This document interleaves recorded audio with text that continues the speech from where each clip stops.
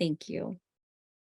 Good evening, everyone. My name is Aisha Knowles, and I serve as the chair of the Russell City Reparative Justice Project Steering Committee. On behalf of the committee, I'd like to welcome you this evening to our public meeting. Good evening. I would like to acknowledge the steering committee members who are present this evening. So I'm going to read off the names of the members. If you could please say present or here if you are joining us tonight. Ms. Gloria Moore. I saw Gloria Moore earlier. I'll come back to you. Ayana Knowles. Present. Thank you. Michael V. Johnson. Present. Good evening. Thank you. Ms. Deborah Harris. Present. Thank you. Ms. Marion Johnson. Present. Thank you, Ms. Marion. Liz Moran Sanchez. Here. Good evening, Liz. Good evening. Ms. Tony Wynn. Present. Thank you, Ms. Tony. Ms. Carolyn Johnson. Come back to Carolyn. Michael D. Johnson.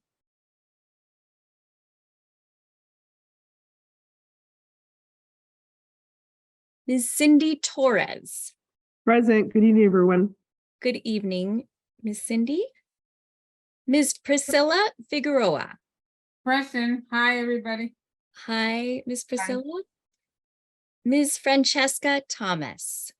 Hello, present. Good evening, everyone. Thank you. Good evening. Ms. Kathy Rodriguez. Hi, I'm here. Hi, Ms. Kathy. And Ms. Velda Go. Okay. Did I miss? Present? Okay, thank you. Good evening, Ms. Velda.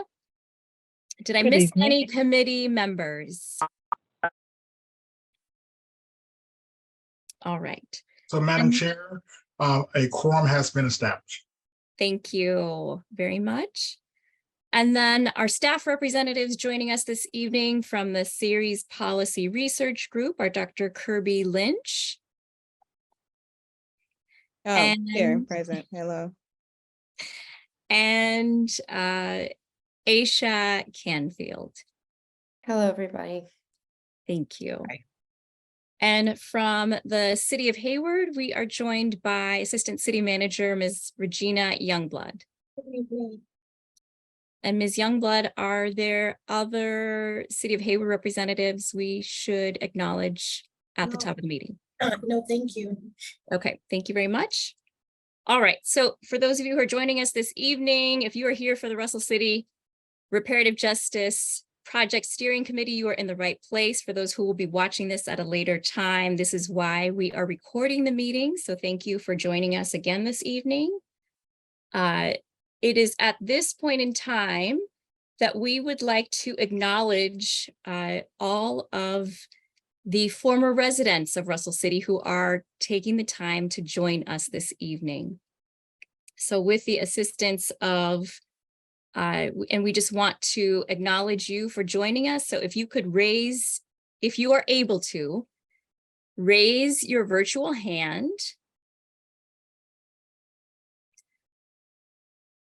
And Dr. Lynch will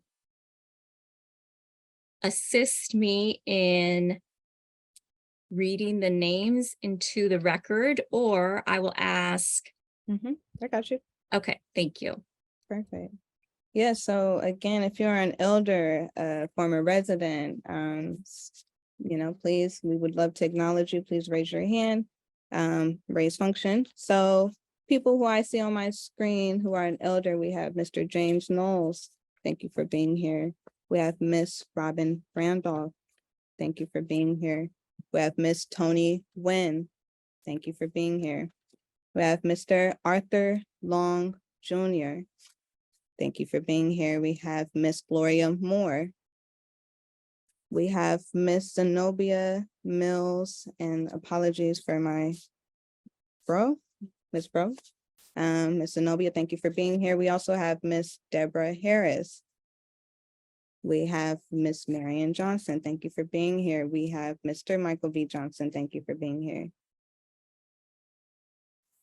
And if you're not able to raise your hand, or if you would like to put your name in the chat, please announce yourself. I see Mr. Ross. Thank you for being here. Ms. Kathy, thank you. Miss Mary Rico, for the record. CONNIE, Connie, TOLEFREE. Connie Tollefree. Yes. Ms. Connie Tollefree, thank you for being here. We acknowledge you. Beverly Germany Thomas. Thank you for being Beverly here. Thomas. Okay. Thank you. Okay, those are all the elders. Miss Mabel Pacheco Torres, thank you for being here. Okay, All right, thank you, Dr. Lynch. Albert Pacheco for the record as well. Thank you. So again, thank you. And we also have Fred Falcon, descendant of Mary Falcon. All right, thank you very much. Let me just make sure, didn't miss anybody. So thank you for joining us this evening. That brings us to the point. And so if there are any former residents who join us a little bit later in the program, you are welcome to place your name in the chat, and we will read your name into the record at the conclusion of the meeting before we end the meeting. So thank you for joining us. I am going to transition to Dr. Lynch to introduce our guest speaker. I would like to just talk or mention a few housekeeping items before we transition to our guest speaker. So number one, we are hosting this meeting in a Zoom, rather than in a Zoom webinar platform, in a Zoom meeting platform. So it's like we're all in the same virtual space at the same time. So if everyone could please be mindful of using the mute function so that we're not interrupting our guest speaker, that would be much appreciated. If you have a question, you are welcome to place it in the chat. Likely the speaker will get to it or hopefully address it during his presentation, but there will be a time after the presentation where the speaker, Mr. Arnold, will be taking questions and have the opportunity to answer your questions. For those who have questions or would like to make a comment that is related to something not on the agenda or it's unrelated to the presentation, there will be a time at the end of the meeting for public comments. And so there will be a time after the presentation where we will ask for public comments for items either related to Russell City or for items not on the agenda. So thank you for joining us. And Dr. Lynch, if you could please introduce Mr. Arnold. Yeah, thank you so much, Chair Knowles, and thank you all, community, for coming to this meeting. We do not take it for granted, the fact that you show up to these meetings diligently, willing to participate in this process. It further just shows why this process of healing is needed in this community. So we do these meetings and we provide guest presentations. So we're just making sense of the past. We're making sense of the history.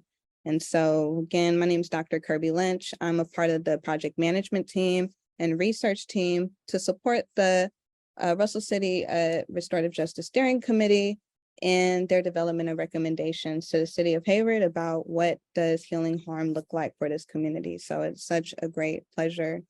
We're also joined by a renowned scholar, researcher, and the founder of Forward Change Consulting, my colleague, someone I look up to, Mr. Arnold Chandler, who is an esteemed scholar on racial equity, government, really working with community to restore the harm And he is joining us today to present to us really a presentation about how to make a ghetto, right? How do you actually, over time, systematically through generations, deny a community like Russell City resources, vital resources to be a thriving residential community, to the point where we do go through processes like redevelopment and people are displaced and relocated and left without a home base, and what becomes the outcomes of those actions that the government takes, right? And so Mr. Chandler has a very extensive presentation, but we're encouraging you all to take notes, because when it becomes time to articulate why our community deserves some redress for the past harms, it's important to understand that the historical archive, the archive of redevelopment, right? The information Mr. Chandler is going to present is really a museum of government actions taken over time to uproot and displace communities. And those government actions have left a paper trail over time. And so with that paper trail, how do we make sense of it and how do we bring it into the contemporary? So this is why we invited him to inform our process. Arnold, thank you so much for coming. Again, it will be a very rigorous presentation. Take notes and really have questions towards the end, because I know Arnold wants to answer your questions about this particular topic so it can inform our process. So with that, my comrade, please take this away. Dr. Litch, I just wanted to say, I think I might have said the wrong name earlier, and I wanted to just apologize before Mr. Chandler gets started. I think I said, I can't remember what name I said. It's been a long day. So just want to say that. Thank you. Welcome, Mr. Chandler. No problem. Thank you. Thank you, Dr. Lynch. And is Madam Chair the right name, or Miss Knowles? I never know what's the appropriate honorific, but thank you for having me here. I'm delighted to be with you all this evening. The presentation that I'll be taking you through, and it's a bit lengthy because I'm developing a full arc that gets us from about 1910 to now, in the portion of the presentation that I call How to Build a Ghetto in 10 Historical Steps. And we start in 1910. We start at a time when there wasn't really much racial segregation in America. In fact, I don't think most people are fully aware of that. But if you go back to the 19 teens, when the vast majority of Black folks, for example, were located in the South, there wasn't much racial residential segregation in the South. There was a system of Jim Crow, which was a form of social segregation, a regulation of activity and behavior in public places, but where folks lived as Black folk were right next door to white folks, oftentimes on the side street, oftentimes in a different part of a street segment, but nevertheless in the same neighborhood. So what we have today was the product of the 20th century. And I'm going to trace the policy and history of that evolution over time. But what I'm going to do before I get into that is situate that story within a framework. And I developed this framework on what's called structural racism, because oftentimes when I'd have conversations about structural racism, folks would mention it and then, as an example, reduce it to one particular instance of structural racism. And the most commonly cited one was redlining. It would be structural racism like redlining. However, structural racism occurs in a vast array of areas and has over the 20th century, over the duration of the existence of the United States. And I wanted to first articulate this framework for you so you can see how it can apply to broad expanses of our history and a variety of instances that you might reference. And I'm going to show you kind of a list, a catalog of things that can be referenced with this framework. And as we go forward in time and look at and talk about and name structural racism, we can use the concepts in this framework to talk about contemporary instances that are either of recent vintage, meaning they've been created in the past few years, or even things that will be created going forward. We can name not only how they fit into the picture of structural racism that goes back centuries, but how they operate to produce disparities in outcomes. The whole point of this framework, the whole point of the structural racism framework that I developed, was to try and articulate why life outcomes end up so differently, in particular for Black folks, for American Indian folks, and for Latino folks. Why such differences in the rates of high school graduation, the risk of going to prison, the likelihood of maternal morbidity or having a child that's born preterm, all of those outcomes are in one way or another connected to this bigger story here. And so that's another utility of this. It's not only thinking about what happened in the past, but using the story of what happened in the past to explain why people's lives end up so differently based upon their racial and ethnic backgrounds. I'm going to turn off my camera so I can allocate all of my bandwidth to the PowerPoint presentation, but at the end, I will turn it back on and take questions. Just so I can kind of smoothly get through this, I'm not going to take questions in the presentation, but I will return to the chat. So please drop anything you've got in the chat and we'll go through it one by one. The biggest question that's usually asked at some point in the presentation is, are you going to get these slides? The answer is yes. So we'll send these to you and you'll be able to go back and look through this, because this is invariably like drinking from a fire hose. A lot of people feel like that's the experience. And so you will have the ability to reference this later. So don't feel like this is the only time you'll see the arguments and the points that I'll be presenting. But as I mentioned, this presentation is a framework for understanding structural racism. I'm the president, co-founder of Forward Change, and we are a research and strategy organization. We work a lot with government, and this presentation was actually a foundational presentation at the early stages for the development of the Los Angeles County's Racial Equity Strategic Plan.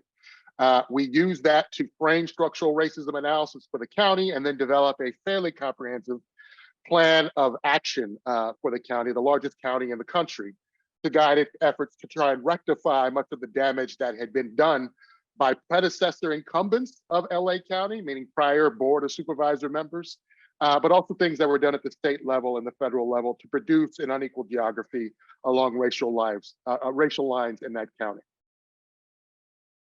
So the overview of today's presentation, the first thing I'll present, as I mentioned, is a framework for understanding structural racism. That is a way of thinking about history going all the way back to the beginning of this country, and also a way to think about how policies and other things produce inequitable outcomes going forward, to look at new things. And we have a lot of policies being developed right now in this country that are a part of a reversion, a part of a blowback, a backlash to some of the progress we've seen recently. And so structural racism analysis can be applied to many of those developments across the country. And then I'm going to present How to Build a Ghetto, 10 Historical Steps, where I summarize the 20th century arc of producing racial segregation in the United States. Again, 1910, we didn't have racial segregation, racial residential segregation. We not only produced it in the South, but we produced it across the United States throughout the 20th century. The federal government played a big part in this, but local governments played the most important parts, steered and shaped segregation. And there were some important industry players, particularly the real estate industry, to produce the racial geography we see in America today. And as I go through that story, I'm also going to talk about when the experience of racial segregation for Latinos and for American Indians in urban areas comes into the picture, as I trace decade by decade the shifts in policies that produce racial segregation.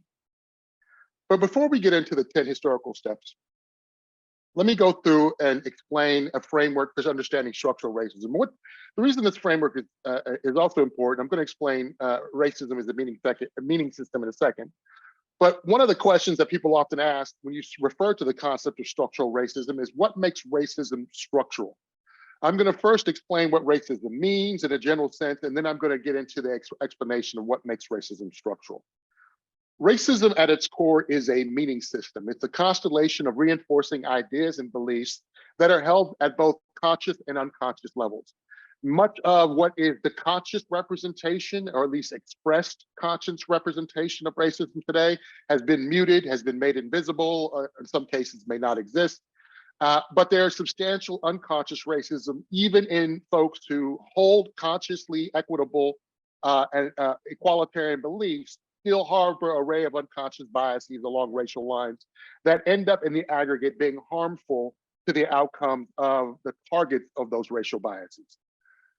The meaning system is essentially based on a hierarchy of human values. Certain groups have higher status than others based upon various criteria. Some of the two most important criteria that are comprised of what are called the stereotype content model is ranking people based upon the dimensions of warmth, whether they are trustworthy, whether they are friendly, and competent, whether they are capable, whether they are smart, whether they are the types of folks that you would put in positions for making important decisions, et cetera.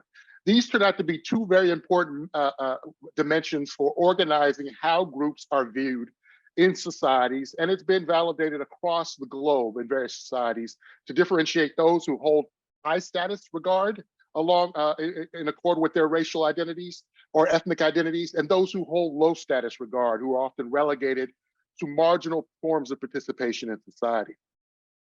These beliefs get inside of us, inside our psychology at unconscious levels. One of the biggest problems about unconscious racism is that it doesn't just afflict those who are the holders of bias against others. It also afflicts those who are the targets of bias, meaning Black folks in particular have a variety of unconscious beliefs about themselves, about their capabilities. They've essentially internalized a host of stereotypes that they hold at unconscious levels, even if in their conscious minds they say, I know white people aren't smarter than me just because I'm Black.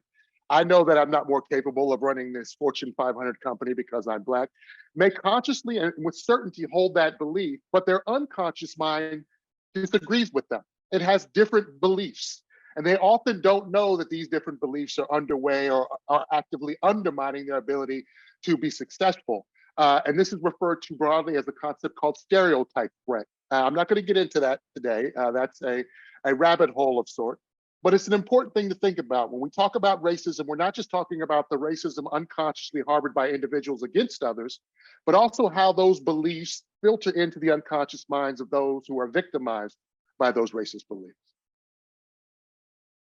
Now, structural racism, the idea of structure, as I'll describe in just a second, refers to the structural pillars of society, the things that make structure over and above us, that exerts constraints, that creates pathways, that creates restrictions, that creates oppression, the felt sense of exclusion that occur outside of us. Those are broadly what I would describe as structural pillars, but I'm going to talk about three in particular that are most salient within sociology and other forms of analysis about how society is structured and organized. Those structural pillars of society embed racism. And this is a gradual process that has occurred over time and is replicated in our contemporary lives. Structure is the thing that makes racism structural. In other words, it takes it from the individual or interpersonal beliefs and interaction and makes it into something that acts upon entire groups of people through means where you can't pin down specific intent, specific overt intent. I can't say that that person's racist, or that institution's racist, but you can see this evidence of that pattern in the outcome it produces. That's really what the structural idea gets to, and I'm going to give you kind of three pillars that build that story. The processes are what the structures actually do. Once you have these structures, and we're going to look at those pillars, they produce processes, patterns of interaction and social participation that then produces results that are essentially disparities in life outcome. And so the pillars themselves produce specific processes that lead to gaps in high school graduation, that lead to increased probability of going to prison. And I'm going to describe both those structures and processes today, just give you a highlight of some of the results that occur as a consequence. The three pillars of structural racism start with the first and the most important one, and that's institutional racism and discrimination. Institutional discrimination refers to the laws, the organizations, and the markets in which racial ideologies, racial beliefs become embedded and enact outcomes or processes that produce disparities in people's life outcomes. This includes both private organizations like businesses and associations, private associations like clubs and fraternal orders and neighborhood associations and other types of private entities where actors come together around a common cause. And then markets. Markets are the capitalist constitution of how we purchase things, goods and services in a market. If you think about it, most of the things that are very critical to your well-being are purchased in a market. We sell our labor in a market and someone buys our labor and compensates us with a wage. We buy a whole variety of goods and services in the market. We buy health insurance in the market for the protection of our health and well-being. If we need mental health care, we pay for that. Financial services, we pay for our housing, we pay for education beyond K through 12, and depending on on what you're managing in terms of educational realities. You may be paying for K through 12 education. You pay for education before enrollment in kindergarten, for example. So many crucial inputs to our well-being are mediated through the functioning of markets, through the selling, through sellers and buyers, et cetera. Public organizations are governments. They are primarily the federal, state, local governments, all the policies that they enact that form the laws that govern our society. Institutional actions, the institutional pillar of society, the institutional pillar of structure, is the most important one for thinking about how racism is enacted in a fundamental way in our society. But one of the things now that contributes to the effectiveness of the way institutional racism and discrimination operates is the spatial separation of racial groups across geographies. Now, if you didn't have racial segregation, it would be much more difficult to enact racially discriminatory institutional action. Let's take predatory lending, for example, and we're going to talk about predatory lending later. Predatory lending could effectively target, for example, Black people and Latino people because of where they live, not necessarily because of their racial identity. If all neighborhoods were equally and completely racially integrated, it would have been very difficult to pull off the predatory lending that contributed to the financial crisis, because you would have had to then target people on an individual basis, not a geographic basis. The separation of racial groups into spatial geographies has facilitated the ease with which institutional discrimination can target specific groups and undermine their well-being. So the spatial dimension constructed over the 20th century is a critical adjunct to institutional discrimination. The spatial dimension of structure is not just separating people into geographies, but making those geographies inherently unequal, grossly unequal in many cases. It's not just that we have suburban neighborhoods and urban neighborhoods, it's just that it's also that the urban neighborhoods are so disadvantaged, are so poor in quality that they undermine the well-being of those who live there. And in each of these neighborhood types, whether suburban neighborhood types or high poverty urban neighborhood types, there's an institutional matrix and a set of institutional systems that shapes and impacts that neighborhood directly now that they've been separated and made racialized geographies. If we were to look at, say, high poverty neighborhoods, and the same would hold for suburban neighborhoods, there's an array of institutional systems that shape how that neighborhood either supports or undermines the well-being of the people who live there. We can start with, say, the quality and the affordability of housing. Is there affordable housing there? And what's its quality? Is it affordable because it is in such disrepair? Is it affordable because it's filled with lead paint and it poisons the children who grew up there? What's the characteristic of the quality and the market that produces that housing availability in that environment? Are you exposed to toxic substances if you live in that neighborhood versus not exposed to toxic substances? The reason you would be exposed to toxic substances, as we'll talk about later, is because people have been allowed to historically deposit toxic substances there. There are certain places in America, historically, the suburbs, where you can't pollute. And there are certain places historically where you've been able to pollute, and that's the neighborhoods that have been concentrated with African-American, Latino, and American Indian populations, whether urban or rural. What's the school quality and the policies that shape how those schools perform in that particular neighborhood versus another one? What are the quality of public amenities, parks, roads, et cetera? Does garbage linger on the ground or is it picked up? Do potholes in your streets stay there practically forever, or are they gone in a day or two? How do police treat the residents of that community? Do they engage in aggressive policing and punishment systems? Do they treat everybody in a neighborhood as if they are a potential drug suspect? Or do they only target those for which there are clear evidence of culpability? This is a very different policing approach that you'll see in urban areas versus suburban areas. Is imprisonment concentrated? Well, unfortunately, imprisonment is concentrated where crime is concentrated. And so if you're taking a lot of people out of a particular neighborhood, sending them to prison, if you require that for the contingency of parole or probation, that they return to those same neighborhoods, you end up concentrating imprisonment. It is not absolutely essential that people who are released from prison end up returning to the ghettos that sent them to prison. It's entirely possible that they're able to live somewhere else. It's just as a matter of law, we don't allow that to occur. If you leave the ghetto to go to prison, you must return to the ghetto. And there have been examples where this did not occur and some of the effects on the likelihood of recidivism were dramatic. Take, for example, New Orleans. When Hurricane Katrina came along and destroyed a bunch of neighborhoods, the parolees, the would-be parolees or probationers who were supposed to return to those neighborhoods couldn't So they had to return to somewhere. Often they went where they had family members, Texas, another part of New Orleans, or another part of Louisiana. Interestingly, when that happened, those prisoners were much less likely to recidivate once they left the ghettos that they came from. So it's not just that the crime is concentrated there, it's that concentrating those who are parolees contributes to crime and the probability that they'll return to prison themselves. Employment opportunities. Are there a lot of good entry-level jobs in that neighborhood? If you live in urban communities in the central cities, the answer is no. If you live in suburban communities, the answer is yes. There are many entry-level jobs that in those communities, particularly jobs in the food and the retail industry or the hospitality industries. So if you're a 19-year-old looking for employment out of high school, you have a high probability of getting one if you live in, say, Walnut Creek or Dublin Pleasanton, et cetera. But if you live in Oakland, East or West Oakland, if you live in Bayview, Viz Valley, Hunters Point, you're going to have a hard time finding those types of jobs in your local neighborhood. Consumer discrimination. It's been thoroughly documented that the price of the same good is very different in a high poverty neighborhood than in a more affluent neighborhood.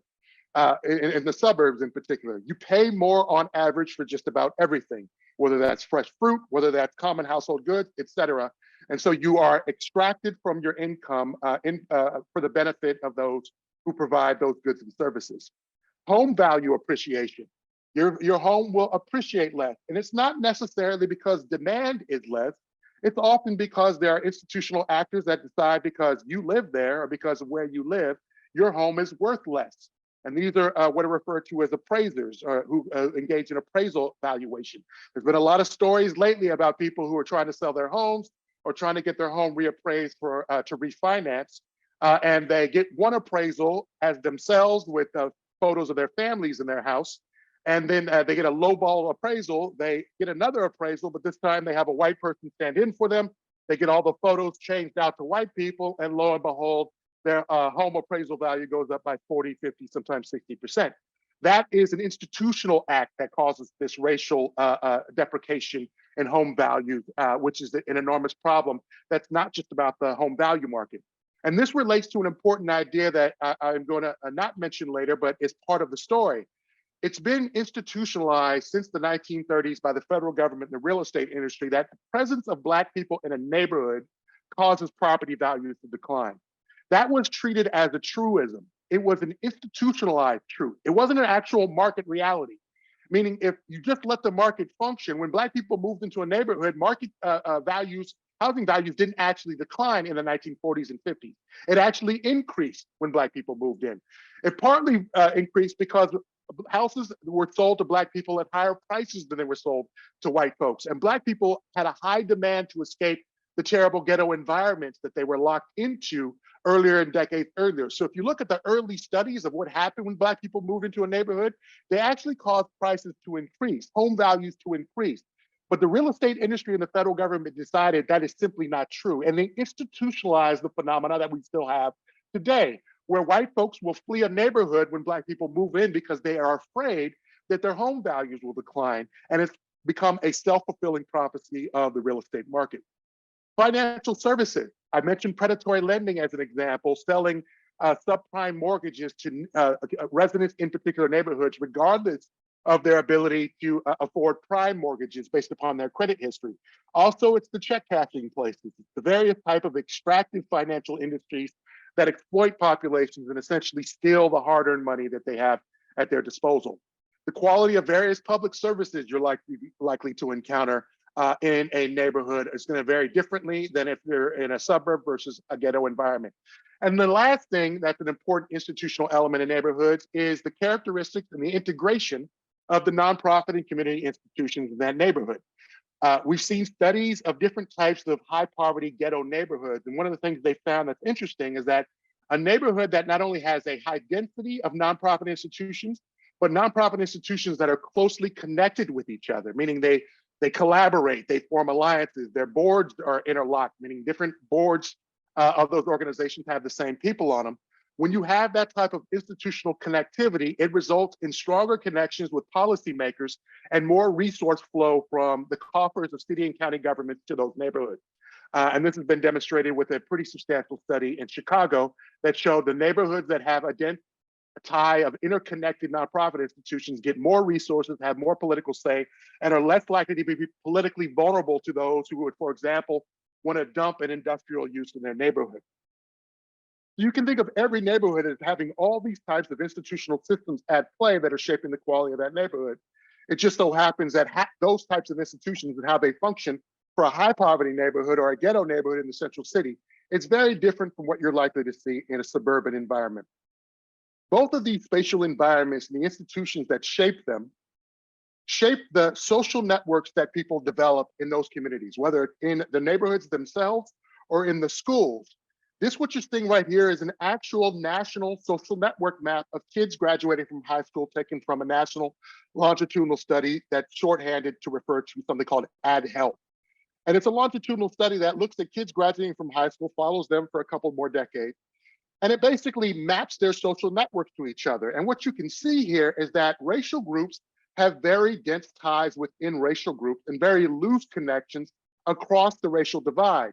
Neighborhoods are essential in producing these relationship network disparities. These neighborhoods and schools become the basis for subsequently the types of jobs that people are connected to, since the people in people's neighborhoods become important as networking vehicles for people to get employment. And so certain jobs, certain labor markets, certain organizations in the labor market also reflect the skewed racial network. And so if you're not in that network, you have a hard time getting access to that type of employment, for example. You have a hard time finding out the types of financing that are available for a business like yours, because you're over here in the green social network and not over here in these light beige or yellow social networks. And again, this is an actual map of social networks across racial lines.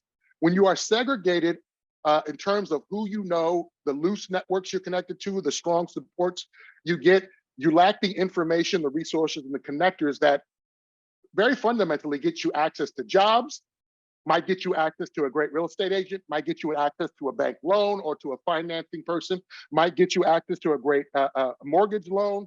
All kinds of resources in our society transit through social networks. And when social networks are racially disparate like this, you can be locked off from participation and opportunities. And so networks themselves become a structural divide that builds on top of spatial separation and the institutional behaviors in our broader society. These three are the three major pillars of structural racism. They're the key ways that structural racism operates today and functions to create disparities in outcome. But they contribute to three important processes that you can name, that you can identify, that you can point to, that are what contribute to gaps in life outcomes. Let's look at institutional, spatial, and relational up here again. And let's look at the three structural processes in particular that they work. These are the forms of participation and social interaction that then ultimately lead to gaps along racial lines in outcomes of a person's life. The first one is called exclusion or opportunity hoarding. It's the process where you exclude a group from access to scarce resources, for example, good schools or protection from harmful exposures. We have in our society where historically, and we're going to learn more about this in just a second, we've separated racial groups based upon geography. Black folks can live here, white folks can live here. Now, it's not as rigid a policy today, but at one time it was. It was a rigid strategy enforced through all kinds of policy mechanisms, and if those failed, it was enforced through violence. But it was an explicit strategy to align people to different geographies based upon race. And then we created a school system and a funding system that funds based upon the locality where you live. And you're not allowed to go to schools in another locality.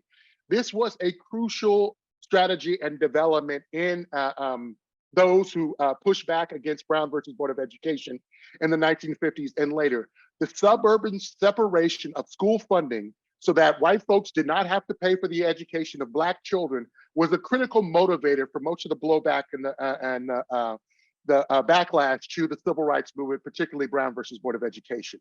It's that I spend my money on these white kids, you spend your money on those Black kids, and we don't pull funds that benefit those disadvantaged kids that we've denied resources for decades or centuries. Opportunity hoarding operates across a variety of domains. This form of exclusion.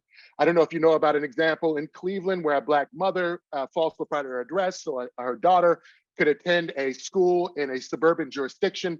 They subsequently found out she didn't actually live there, and the local district attorney charged her with grand theft, and that woman went to prison. That is the most important and kind of powerful exemplar of how exclusion works. You are excluded from this opportunity at the risk of being incarcerated should you infringe on the rights of others. And so exclusion is the longest standing, one of the most important ones. But there's also exploitation. It's when a more powerful group benefits at the expense of another group and prevents them from realizing the value of their efforts or resources. So when they work for a wage, we give them less of a wage than we would a comparable person who does the exact same job. And that giving them less of a wage is so that person who pays people can benefit. They are extracting or exploiting that person so that they can keep more of that money rather than to give it that person. You'll find countless examples in the market system where exploitation occurs, but you will also find it in biomedical research. The Tuskegee experiment was an example, for example, of exploitation, where Black folks were used as guinea pigs to develop treatments that then would benefit white people. That's a form of exploitation. So you can think about using a group to gain advantages that will then benefit that more powerful group. And we'll look at more countless examples of exploitation in just a moment. And the last one is control. This is the use of dominant force or punishment to deny group freedoms that are enjoyed by the more dominant group. This includes police violence, mass incarceration. At different points in history, it includes mob violence. Large numbers of local white residents showing up and burning down a house because they heard that a Black person is going to move into that house, or firebombing the house of the real estate agent who might have sold them that house. Violence and the use of coercion through means of the state are emblematic examples of control. They are the types of things that we see all over the place, and we see to a very prominent degree in the past 4 to 5 decades with the rise of mass incarceration and aggressive zero tolerance policing amongst others. But we also see it play out in schools through things like zero tolerance exclusionary discipline, among other things. So when we think about structural racism, we think about those institutional, spatial, and relational aspects of the social structure of our society and the processes of exclusion, exploitation, and control that they produce that then lead to gaps in outcomes. So I want to provide you some concrete examples from throughout history of institutional actions that have produced the processes of exclusion, exploitation, and control. When we think of exclusion, we have stuff like enslavement, American Indian reservations, the New Deal exclusion of Black people throughout the variety of laws that were enacted at that time, whether it was labor force protections, the Social Security Act, lending for housing, Jim Crow, a form of exclusion, Mexican repatriation, the sending of Mexican residents in the United States back to Mexico, regardless of their citizenship status, the Chinese Exclusion Act, redlining, environmental racism, unequal school funding, voter suppression, hiring discrimination, etc. All examples of excluding groups from participation in things, scarce goods or opportunities that other groups get to enjoy who are not excluded. Exploitation also includes slavery, but also includes things like convict leasing, sharecropping, the Dawes Act for American Indians, where much of their land was taken by wealthy landowners, blockbusting, the Tuskegee experiment, predatory lending, real estate discrimination, appraisal discrimination, monetary sanctions, asset forfeiture, etc. And then we have control, things like slave patrols, American Indian genocide, lynching, race riots, zoot suit riots, Japanese internment, the war on drugs, mass incarceration, stop and frisk, racist policing, voter disenfranchisement, and exclusionary discipline. You can find examples that span the entire American history and make these lists even longer. But the point is, this organized a broad expanse of activities that can fall under the meaning of structural acts, of institutional acts of discrimination that we can use to describe structural racism. And we don't have to limit ourselves to just saying one or the other, whether that's redlining or mass incarceration. When you take all these and put these together, institutional, spatial, and relational, the institutions, the organizations, laws, and markets, the spatial, how we are organized in space, how certain groups are put in certain places, other groups in others, and how those places are made either good or bad for the residents of that place. And then relational, the social networks between us that form based upon where we grow up and the segregation that governs our relationships and ultimately becomes formidable barriers to access to opportunity. Those all produce exclusion, exploitation, and controls we just saw. And that contributes to disparities in life course outcomes that start to form in the earliest phases of our lives. I have another presentation called the Life Course Framework that this is drawn from, but it talks about how outcomes that start very early in life, whether we're born preterm whether or not we have experience high quality pre-K, the early academic and social skills we develop, whether we're chronically absent for school, engaged in juvenile delinquency, move schools a lot, all of these outcomes are affected by these processes of exclusion, exploitation, control connected to these structural pillars. And over time, it affects the long-term outcomes that we might achieve that these earlier outcomes add up to. Whether or not we have middle-class employment by the time we're in our 30s, whether or not we're long-term unemployed, whether we have stable housing, whether we complete college or whether we're college dropouts, whether we go to prison. What's down here in red are the off-track negative outcomes we want to avoid, and the green are the on-track positive outcomes we want people to have. And what these structural pillars and these processes do is they push us towards the red and away from the green. They make it more probable that we end up with a life that will lead us to prison, that will lead us to long-term unemployment, high levels of young age morbidity, and early death. That's the structural racism framework. Now we want to take that, particularly the aspect that relates to the institutional action, and look at how that produced the spatial divide we have today. Why East and West Oakland look the way they do? Why do Visitation Valley, Hunters Point? Why what happened to Russell City happen? Why were African Americans and the Latino populations concentrated there, actually concentrated there? Why did they end up in those geographies to then be displaced through things like the Negro removal, urban removal of the 1950s and 60s? That was because of this whole process over the course of 120 years where we constructed these ghettos in the first place. And the reason I call this how to build a ghetto versus how to create segregation is because it's not just about racial separation. It's about the locking of people into specific geographies where the other groups have an entire span of options where they can live, but this particular group only has a small number of places. Segregation doesn't quite capture it. It doesn't quite capture the range of opportunities for places to live. But furthermore, segregation doesn't, sorry, lost my train of thought. I had a text come in that distracted me. Apologies for that. It'll come back to me. No, you was going in. Yeah, I can't, I forgot it evaporated as soon as the text popped in. It'll come back to me. And the second thing is the nature of the places that slowly evolved and developed as a consequence of after segregation was created. Meaning you concentrate Black people in West Oakland. They subsequently migrated in larger numbers to East Oakland, but you say early migrants were in West Oakland. You make West Oakland the cesspool of industrial zoning for example, the city. So if there's any industrial use we don't want, put it there. If there's anything that's a burden to residents that we don't want around more affluent white residents, you put it there. That is also a distinct idea. It's not that's not quite fully captured in the notion of segregation. Segregation implies there's a dividing line where Black people live here and white people live here. It's these containment environments that were created, and that more closely resembles the ghetto that we've heard of historically in places like the Italian ghettos in Italy or other places where you lock a population into small geographies. It doesn't quite relate to the broad idea of separation across broad expanses of geography or fairly similar or equal geographies. And that's why I use the term how to build a ghetto. But an important point to take away from this is that the tools used to construct the ghetto are ones that have created an environment of geographic haves and have-nots. And what I mean by that is the policies and systems that created ghettos for Black people don't only affect Black people today. Even though they are its worst victims, it has produced a way of organizing space and opportunity that is dividing the entire country into the winners and the losers, the haves or have-nots, regardless of your race. Class became more coterminous with racial boundaries.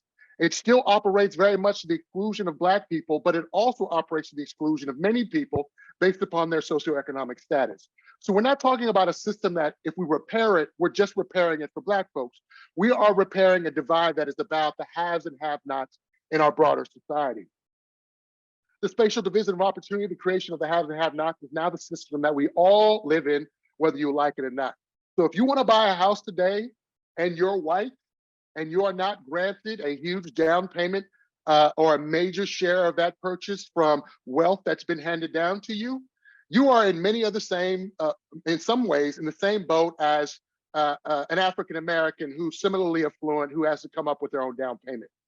Part of what's different for your experience if you're white versus if you're Black is that if you're Black, you often have a whole extended family and primary family network that are impoverished or struggling, and you end up spending a lot of your earned gains in your life taking care of extended family members, which is not a burden that most white folks actually have, even if you don't get that massive down payment or that transfer of wealth from an older adult who's accumulated wealth over time.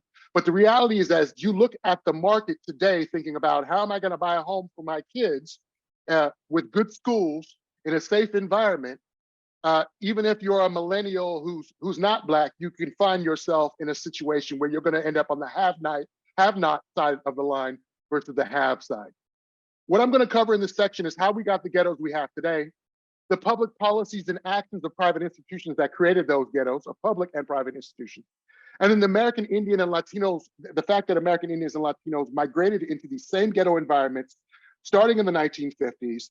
And these environments now are racially diverse in the sense that they are Black and Latino and American Indian and Pacific Islander, but nevertheless jointly marginalized from opportunity in other places. In order to begin this story, we have to start in 1910. This was a real pivotal moment of transformation. 86% of Black folks lived in the South, mostly in rural areas. So not only were they in the South and under the yoke of Jim Crow, but they were concentrated in the rural areas and not in the urban areas of the South. There was a relatively small population in the major cities of the urban South. They worked as farm laborers, sharecroppers, or maids, overwhelmingly. And they lived in extreme levels of poverty. They were dirt poor during this era. The Great Migration began in the 1910s, largely because of some push factors in the South, but very much because of pull factors in the North related to World War I. And I'm going to describe additional push factors and pull factors, but just follow the movement of the population in large numbers out of the South, decade by decade, all the way up to the 1970s, when those numbers actually started to reverse for the first time. This movement of Black people out of the South is called the Great Migration. Starting in 1910, as I mentioned, 86% of Black folks lived in the rural South. By 1970, the majority of Black folks lived in urban areas, 86%, and more than half lived outside of the South. So many left the South, and they left the South for cities, not for rural areas, for example, in the North, the Midwest, or the West. Now, as this Black population started moving in, they were a population that were moving in large numbers. There were actually two populations moving in large numbers. The Great Migration, a lot of people don't realize, was not just Black folks, it was also white folks. There's a lot of white folks moving out of the South at this time as well. And what was happening is Black folks were moving into cities, and we're going to track the growth in these growing bubbles decade by decade.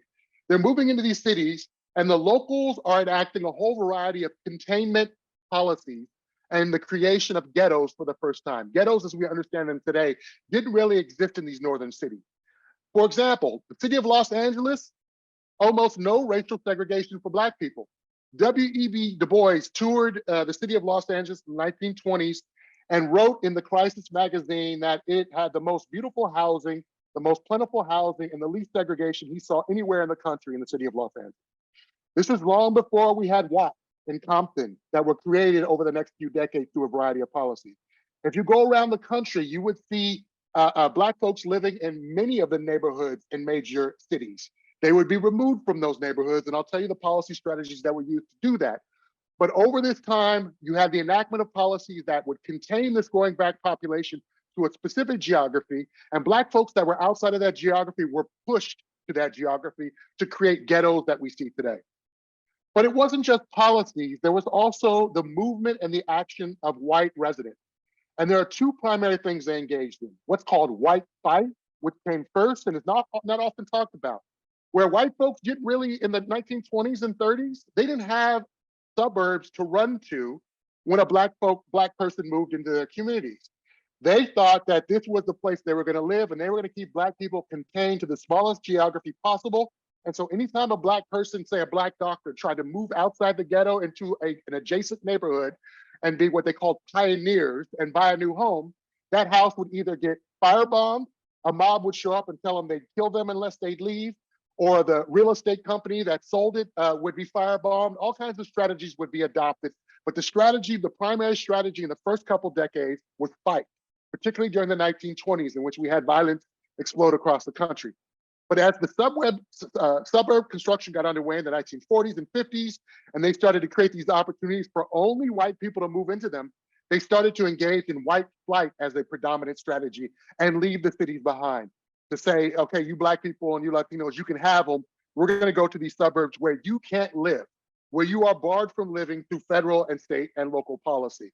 And we're going to trace that story. But the important thing is to recognize here is you have institutional policies, which is the institutional side of things, but you also have the relational side of things, how white folks acted in order to prevent interacting from Black folks and where they chose to go on their own accord to get away from the threat or the risk of living near Black folks. In the 1910s, we have a massive increase, as you can see here, in the Black population in a number of key cities. New York increases significantly. Chicago's population doubles.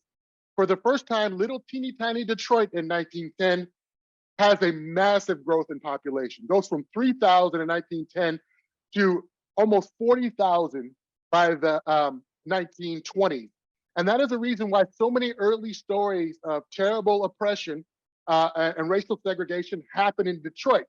Because so many Black people were coming in, these folks responded like they were at war on the home front, these white folks in that community. And that's why Detroit ended up being such a destroyed city from a long-term standpoint. Around 400,000 Black people migrated north in the 1910s. The relational actions, again, white fight and white flight from the 1910s to the 1960s. From the 1960s on, white flight became the dominant strategy. Institutional actions start with racial zoning in the 19 teens. Racial zoning were local laws, first adopted in Baltimore in 1910, and it was adopted in 27 cities by 1917. But what they basically said is, we are declaring by law in our city that Black people can live here and white people can live there. Now, importantly, these didn't exist before.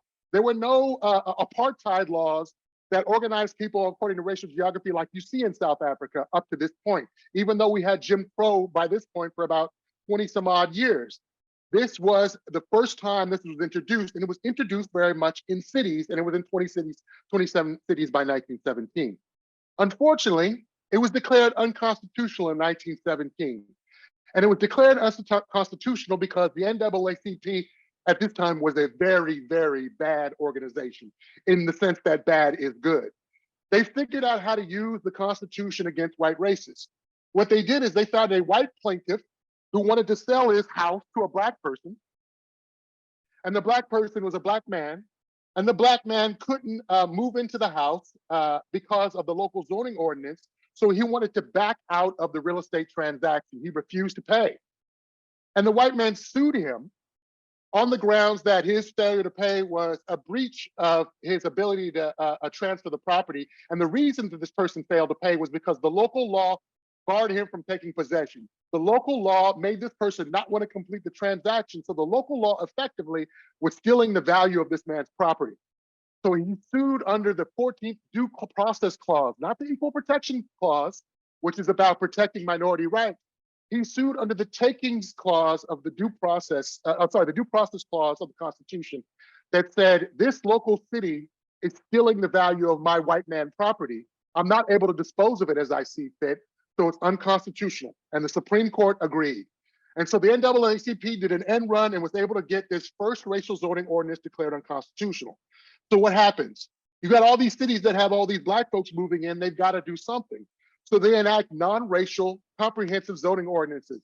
First time adopted in New York City in 1916. By 1930, 15 years later, 1,100 cities have these ordinances.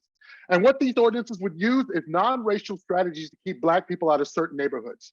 It would say, you can't buy or rent in this neighborhood unless you have a certain amount of money, for example. All kinds of strategies. You can think of any number of one, and they are very tailored to that particular city. So it could be tied to occupations. It could be tied to where you lived before. All kinds of things to prevent certain new residents from moving into neighborhoods that were reserved for white people. They use non-racial means to exclude racial groups. These foundational zoning ordinances are ordinances we still have today and are the foundational basis of racial exclusion today. They also are critical to class exclusion, but these have been validated as constitutional starting in the early 1920s and have been a major tool of segregation that we have all the way up to the present. And I'm not going to get it, I'll come back around to it, but that's a big story that explains the drivers of racial segregation in America in 2023. So we have these racial zoning ordinances, they get declared unconstitutional. Black folks are still moving into communities. They enacted these comprehensive zoning ordinances, but they weren't enough because they weren't as on the nose. You got to say, I don't want Black people to move into this community. You can come up with all kinds of workarounds, but you're still going to have folks trickle through. So we need something else. In the 1919 to 1923 and through the 1920s, you had an explosion of white supremacist violence, just as 800,000 Black people left the South to the North. The 1920s were a booming decade, the roaring 20s, as they called them. And you had massive numbers of Black folks heading to the North or the Midwest or the West in search of jobs. You can see at this stage, it's very much a Northeast, Midwest with some migration to Los Angeles. And as folks are migrating to these communities, you had a bunch of fairly recent immigrant white folks, white ethnic folks, Italians, Irish, Poles, et cetera, along with Anglos who had been there for decades, returning from World War I. They had come home. World War I ended right before 1919. You also had America's first major pandemic, Spanish flu in 1917. A lot of things going on, a lot of turmoil in the country. When these soldiers, white ethnic soldiers returned from World War I, they found there were a lot of Black people in their communities that weren't there before. There are a lot of Black people moving into neighborhoods that weren't there before.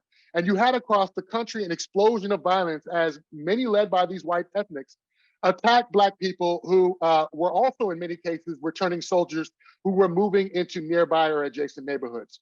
And you had explosions in violence across the country. New York, Chicago, Philadelphia, Baltimore, Washington, D.C., San Francisco, New Orleans, Memphis. This is referred to in historical texts as race riots. The race riot is described as such because there was evidence of Black people fighting back. But they were essentially pogroms in a long historical sense of Jewish pogroms throughout the Middle Ages, where a community, which is society, was going to kill all its Jews. And murder all the Jewish residents in the neighborhood. This is a similar phenomenon that happened in America during this period. You had the Elaine, Arkansas massacre in 1919, Tulsa, Oklahoma massacre in 1921, Rosewood, Florida massacre, the last two made into either television series or movies in 1923. In essence, a massive explosion in violence. You also have the massive rise, not only in the South, but across the country, of the Ku Klux Klan, that was often implicated in these various pogroms, whether they were in New York, Philadelphia, Chicago, San Francisco, or the South. So violence became one of the first responses to the movement of Black folks in these massive numbers, keeping them locked into a relatively small geography. But 800,000 was a large number and started to push the boundaries. The 1930s, there was a much slower growth of Black folks out of the South. Okay, we're not there yet. We're still talking about something that was really birthed for the first time in the 1920s and became the most important tool of ghetto creation and racial segregation in American history. And these are what are referred to as racially restrictive covenants. First, really taken on board in the 1920s, grew rapidly across the country because the real estate industry virtually required it of everybody, that they imposed racially restrictive covenants on new developments, on existing developments. What a racially restrictive covenant is a deed restriction. It's a restriction in the home that you buy that comes with a deed that is the proof of ownership and the conditions of ownership. In these deeds, it would say you are not permitted to rent or sell this neighborhood to an African-American or some other specified racial group. It was often either Mexican, if it was in Los Angeles. They didn't say Mexican-American, they said Mexican, or in some cases, Japanese-Americans, and in some cases, Jewish-Americans. These still exist in these deeds today. If you go into some title company, and there's a couple cities have done this, they've gone in, researchers have gone in and pulled all the titles for all the deeds for all the properties in that city, identified language that reflects the restrictive covenant in those deeds, and then map the properties that it applies to. And you see these perfectly manicured lines of racial segregation that were created. These were incredible. The reason they were so powerful is because a local government didn't have to pass a law to create them. Because at this time, the NAACP is real active. You have these civil rights laws that became the 13th, 14th, and 15th Amendments to the Constitution that should be the basis for litigation. And then you also have all these Black folks moving into communities that those aren't just residents, those are voters. And you had elected officials who didn't want to piss off these new voters because those voters could help them win elections. So they embraced these things because they were completely governed. Market transactions were only dealt with in court. There was no law that was passed that you could look at on the books. It was mostly things that happened behind the scenes. So it was a perfectly effective stealth tool of creating racial segregation writ large. It was only enforced through private contracts. It spread rapidly across the country. And the real estate industry was its biggest proponent. It would be used for the next 30 or 40 years. The federal government would get in on the game and require that all these newly built suburbs had racial covenants attached to the entire subdivision, so no Black folks in particular could move into suburban neighborhoods. Restrictive covenants became a stealth weapon. Now, in the okay, here's a great question for you that you may not know the answer to. You don't have to answer out loud, just answer in your mind. I'm gonna give you a second to answer, and then I'm gonna tell you what the correct answer is. Where was the first all-white neighborhood created by real estate developers with restrictive covenants in the United States? Where was the first all-white neighborhood created by real estate developers using restrictive covenants in the United States? Give you 3 beats to come up with the answer in your mind. The answer to that question is Berkeley, California.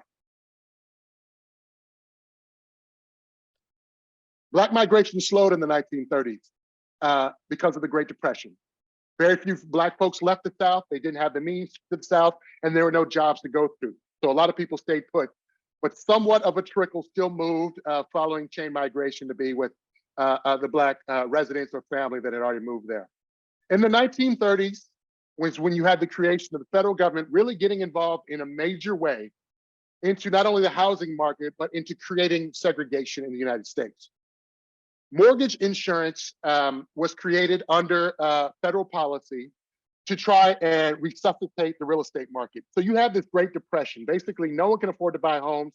The real estate market is in shambles, and the federal government want to inject some fiscal and financial energy into the market so that people had resources to buy homes again. The way you bought a home prior to the 1930s is that you had to put 30 to 50% of the home price down in advance. You had to pay 6 to 7 years of loan payments, and then you had a balloon payment at the end that was usually around 15 to 20% of the entire loan payment. So you had to put a huge amount down. You had these very large payments for a relatively brief amount of time, and then you had to come up with a huge balloon payment at the end. So only people with a lot of means were able to afford homes at this time. Home ownership was not a common phenomenon in the United States before the 1930s. The federal government changed that. It created mortgage insurance. It created the first modern mortgage that we have today. And that's where you put relatively little down. It wasn't 20% back then. It could be 5 or 10%. And you had a loan that you paid off over 30 years with no balloon payment at the conclusion. It would be a self-amortizing loan over time. This was the invention and the creation of home ownership opportunities. But the limitation was it was only for white people. Black people were not eligible for this. Latinos were also restricted depending on where they fit along the racial divide. Some got through, some didn't. Japanese folks were a relatively small number. They were able to get through in some instances, but during World War II, much of their assets were seized, subsequently returned, but many seized during this period.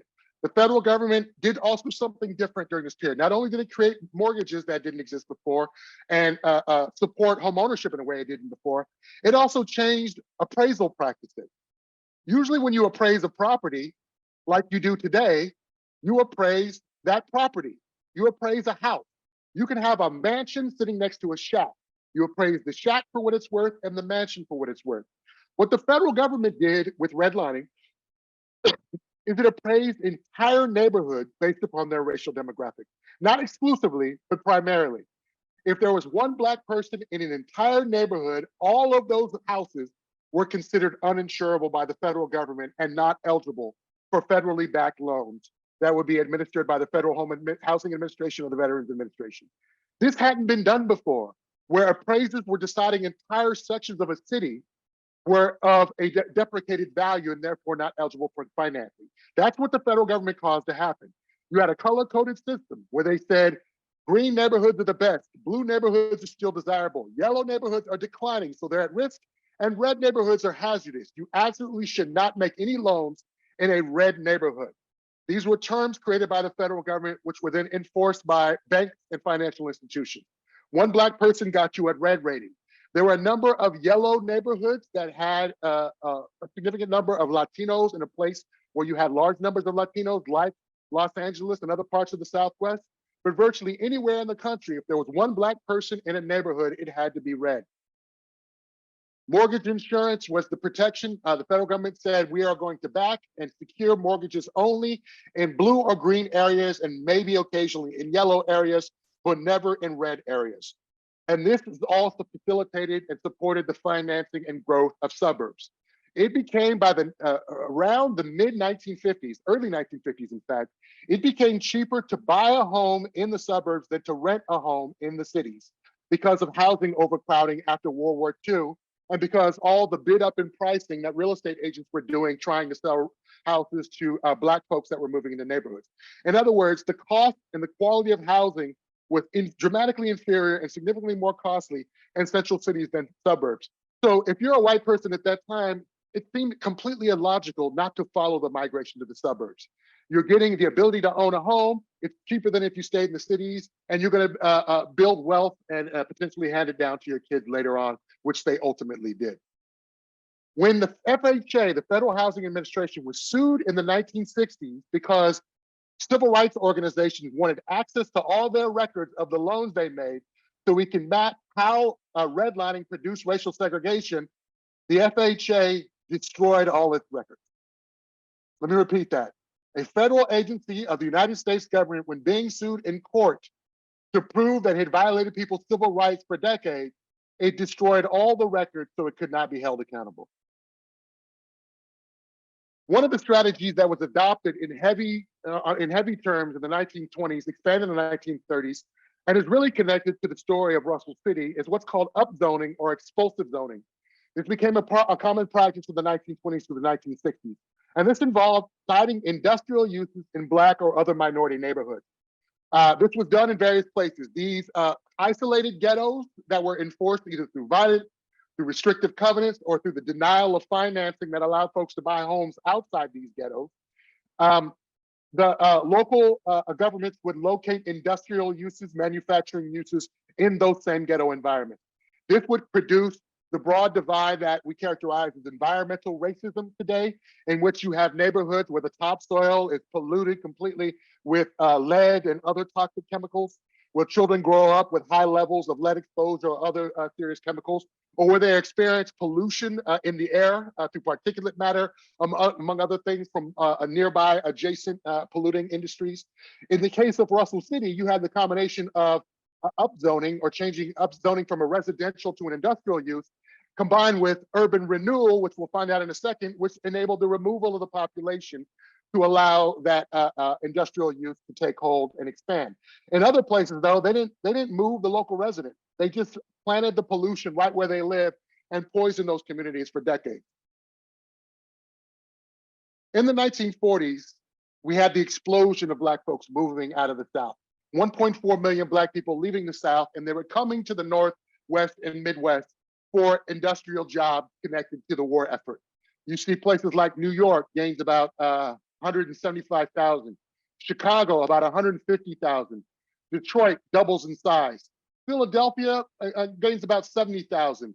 City of Los Angeles goes from 50,000 to 150,000. Sacramento, that had about 10,000, now is at 108,000, increases almost tenfold its Black population in that amount of time. And Milwaukee had a trebling, but it's a relatively small number of folks. So these are the major concentration centers of where Black folks are moving to in this time. And here for the first time, the federal government had started investing dramatically in the construction of suburbs through the 1940s and the 1950s. So white flight starts to explode. White folks are able to leave the central cities and move to these newly built suburbs with homes that cost less than it would be to rent in the city. And so they start accumulating wealth, they go in search of opportunity, and you start to see an expansion of the ghetto as white people leave, as they run away nearby adjacent Black neighborhoods. They leave those nearby neighborhoods. Black folks are able to move into those neighborhoods and buy homes in those neighborhoods. As this occurs, you have the explosion of what's called blockbusting or contract sales. And this is an act of exploitation by unscrupulous real estate agents and real estate speculators. You have Black folks that are concentrated in these relatively small pockets. So let's go back and look at this story here. You remember how small they were earlier. These bubbles, while they're growing enormously, they are not expanding geographically. So you have the same environment in Chicago that might have had 40,000 Black people, what is this, 3 decades earlier, now has 350,000 Black people in the same geographic size. What was happening at that time is they were taking houses and turning them into rooming houses. People were sleeping in bathtubs. They take a home and split it into 4 different units. There was no housing for Black people. People were sleeping outside. There was no structure for them to sleep in. So you're concentrating this massive population in this tiny geography. So keep that in mind. People are penned in to these tiny geographies, and those who have resources, doctors, lawyers, businessmen, journalists, real estate owners, etc., they want to move out of these packed ghettos into a home where their kids can have, where their 3 kids can have their own room, maybe not separately, but all be in a separate room, not where the entire family is in a 1-room home. And so as these Black folks are trying to move out, real estate speculators seize an opportunity. What they do is they engage in what's called blockbusting. This was a strategy, particularly in the 40s and 1950s, but it would continue all the way up to the 1970s, where these real estate agents would, and they had some ingenious strategy. They would have a Black woman push her Black child in a stroller through an all-white neighborhood. And then they'd wait a week and they'd put up signs in that neighborhood. Basically, the summary of the signs was the Negroes are coming. But it would say, Negroes soon to move into this neighborhood. If you want to get any value for your home while you can, you need to sell it now, and we'll give you 60 cents on the dollar for your home for what it's worth right now. This would cause a panic in local white neighborhoods, and so everybody would start selling their homes at once. The value of the homes, because they're all selling, would cause it to plummet, and these real estate speculators would buy up entire neighborhoods or massive shares of neighborhoods. They would then turn around and sell these houses to Black people moving into these communities, but they sell them at 2 or 3 times what the house was worth before they bought it. So they buy it very cheaply and they sell it for way more than any white person would pay for that home. And the reason they could is because Black people couldn't buy anywhere else. This was their only option. The important thing to note about this is Black people also couldn't get a home loan. So if they wanted to buy a home, the federal government says you cannot get a home loan. We cannot insure a home loan. So they had to buy homes on what are called contract or installment sales. They had to buy homes then like we buy used cars or cars today. You put a down payment and you pay on that car. And what happens if you miss a payment or if you're no longer able to make payments? They come and repossess your car. That's exactly what would happen to Black folks. They would buy a house, they put a huge down payment, they would be paying this exorbitant monthly payment, and they paid for years. And then if they go through hard times and they miss a payment, that speculator would come in, immediately evict them, seize the house, and sell it to someone else and do it all over again and make an enormous profit. These were rent-to-own properties. They weren't considered real estate for Black people. They were considered contract purchases because they couldn't use a home loans to insure that property. And so this was a method of exploitation to literally steal billions, tens of billions of dollars through the 1940s and the 1970s from Black people. Evidence out of Chicago alone shows that billions of dollars were stripped from Black residents through these types of installment contracts. So this is when exclusion starts to mix with exploitation, and massive amounts of dollars are extracted from these folks desperate for quality housing and willing to pay 2 or 3 times what white folks were. Importantly, when you look at real estate markets at this time, the federal government is saying we are not going to insure any loans in neighborhoods where Black folks are going to move in because they're going to bring down the property value. But throughout the 1940s and 50s, every neighborhood that Black folks moved into, the home values went up because they were willing to pay so much more than white people were. So an actual material fact of the economy was conflicting with what the federal government was saying was reality. It was a conflict in actual fact. It was rewriting history to suit a political policy goal and not to suit what was happening on the ground. And that lie has stayed with us today. Between the 1950s and 60s, 2 million Black folks left the South. One strategy that became dominant during this period was the use of public housing as a strategy to either displace Black folks or to force to lock Black folks into ghetto environments. Public housing, there was this enormous overcrowding, as I mentioned, in cities across the country, not just in the ghetto, but even in the white parts of town. There were so many people having so many babies. The baby boom generation was happening, and there wasn't enough housing for all these families. And so the federal government got into the mix for the first time and started building, providing the dollars to build public housing. And what they built was generally low-rise housing in white areas. Places like, if you look at, I'm trying to think, I don't think any large-scale public housing projects were built in Hayward. Correct me if I'm wrong later during the Q&A. But there was built in Oakland and Bayview, Hunters Point. If you look at Los Angeles, Watts was a tiny contained area that would then become, grow into and expand out to become connected to Compton later on. But at the time that this is occurring in the 40s and 50s, Compton during the 40s was still an all-white community. It wasn't redlined. Compton wasn't redlined because there were no Black people there. So it skipped, it wasn't actually redlined, and it became less destructive to opportunities for Black people, even though it became a terrible environment later on. But Watts was the place where all the Black housing was developed, public housing, and they put something like 300 units of public housing in what is equivalent to a 1.5 square mile neighbor community in Watts. That's what happened across the country. The local governments had the control over where public housing was built. That was an agreement between Southern Democrats who didn't want public housing to be integrated. So they made sure that if you're in Mississippi or you're in Los Angeles, local folks get to decide where public housing is built and who it's built for. So they built high-rise ghettos, in most instances, in high-rise public housing developments in ghettos and low-rise segregated housing units in white communities. So you had white projects at the time and you had Black projects at the time. But the Black projects tended to be less quality built and tended to be high-rise types of developments. They were locally segregated, and local governments had local site control, so they could determine which racial groups got which housing built where. This helped to solidify the ghetto boundary. Now, what's important about these public housing units over the next few decades is once they were built, the federal government didn't allocate that much money. In fact, over time, it became less and less to maintain these public housing units. So what happened is they went into enormous disrepair. They fell apart. They were falling apart. By the 70s and 80s, these things were tumbling apart. And they were concentrated and filled with high poverty African-American, primarily African-American residents.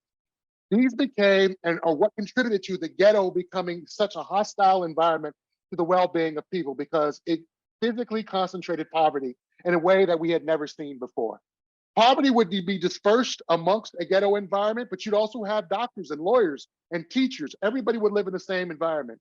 But public housing really contributed to the concentration of folks who were unemployed in relatively small geographies and were crucial that when jobs started disappearing in the 1970s and 1980s, we got the explosion of violence and the vulnerability to things like the crack cocaine epidemic that we would see later. But public housing during this period was instrumental in putting people in certain geographies and not letting them escape. What would then reinforce public housing is urban renewal, which gets right directly to what happened in Russell City. But before we move there, though, you had the American Indian migration that really took off starting in the 1950s through the 1960s all the way up to today. Cities like Los Angeles and Chicago and New York started to get large numbers of migrants from tribal lands as a result of Indian termination policy. The federal government started dismantling tribal sovereignty and ceased recognition of over 100 tribes. Basically, those tribes were no longer provided resources by the federal government. Their lands were no longer recognized. If they had lands, it's been connected to those tribes. And so these people basically were put on the road and they migrated to cities. Along with their migration, the federal government basically lied to a bunch of them and told them there's all these jobs and all this opportunity if you move to Los Angeles, Chicago, and New York in the 1950s. Of course, when they got there, some found opportunity, but what most of them found was the ghetto because they had to live there too. They didn't get to go live where the white folks were living in the city if they were still there, or where they were living in the suburbs. They lived in the ghettos that were exploding with these Black population at the time. And so they experienced ghettoization the same way Black folks, not to the same degree and not for the same amount of time, but they became part of this environment of the geographic racial have-nots during this period, and they continue to be in that position today. Now the majority of American Indians live outside of rural or tribal land. They live in cities, and they live disproportionately in those types of ghetto environments if they live in places like LA, Chicago, and New York. Urban renewal during this period was a critical strategy. Now that you had confined the Black population to this geography and they were moving outside this geography, the federal government decided to combine what was called urban renewal dollars, which James Baldwin referred to as Negro removal dollars, with interstate highway transportation dollars. Two things that were brought together. The Housing Act of 1949 provided federal funding for slum clearance. And the Federal Highway Act provided funding to construct highways running through downtown areas of central cities. So what local governments decided to do is, you know what? Let's use slum clearance dollars to get rid of this community and build a highway right through the middle of it. And inevitably, these highways were used to cordon off roaring Black ghettos from white neighborhoods, or more often than not, from the downtown areas. Because ghettos were often fairly adjacent to the downtown areas, people who are working in the central cities in the 1950s are running into Black people. They didn't want that to happen. So they started to build these circular highways that encircled entire downtowns and blocked certain neighborhoods off.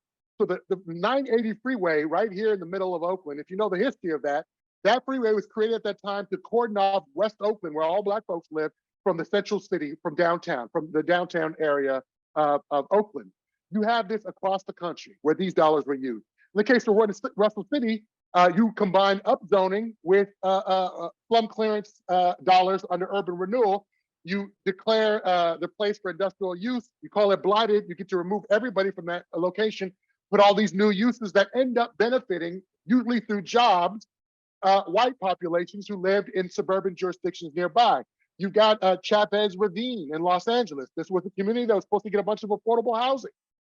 They raised the entire community, kicked all the Latino people out of there. And they, instead of building affordable housing, they changed their mind. They built Dodger Stadium on top of it. So now you have a bunch of jobs and employment opportunities. It's almost exclusively for white folks, built out a community where Latino folks, Black folks live primarily. That happened across the country. So another strategy of removing people from where they might have migrated to, sending them back to that same ghetto that was still largely contained through the other strategies, whether that was redlining strategies, whether blockbusting or public housing, that were still very much in play by this point. Very few Black people across the country who lost homes to some slum clearance, or Latino people who lost homes to slum clearance, were provided with replacement housing. They were just displaced and forgotten about, and time moved on. Those are the bulk of the federal policies that played out during this period, buttressed mostly with federal money, supported with federal money, whether it's public housing, urban renewal, or redlining, or even restrictive covenants. All of those things were supported with federal government saying, we're going to provide dollars and support these things so that we reshape the geography of America to be one of segregation. Latino Americans also started migrating in large numbers to these same cities, Los Angeles, Chicago, New York, and across the Southwest. They started either moving from places like California and Arizona and New Mexico, or they left directly from Mexico and migrated to Chicago or New York or other places, Philadelphia, in the Midwest or the East. So you had a large movement of the Latino population, comprised both of Mexican Americans, but also of the Puerto Rican population that began in the 1950s, moved very much into New York City and later into Chicago, moved up the Eastern Seaboard and then into the Midwest. So you have all these populations moving into cities in large numbers.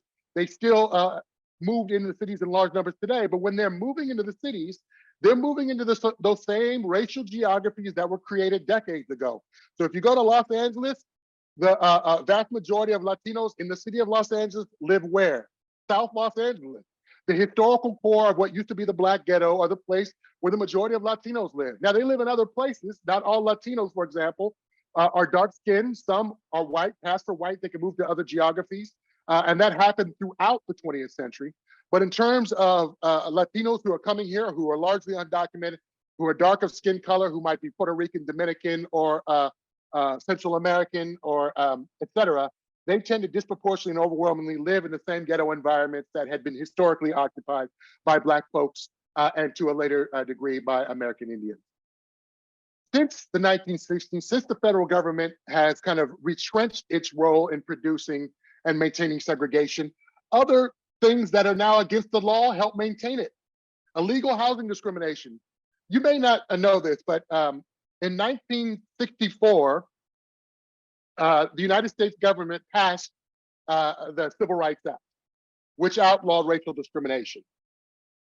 In 1964 as well, the state of California voted to overturn a law passed by then Pat Brown, who was the father to Jerry Brown, who was the governor of the state.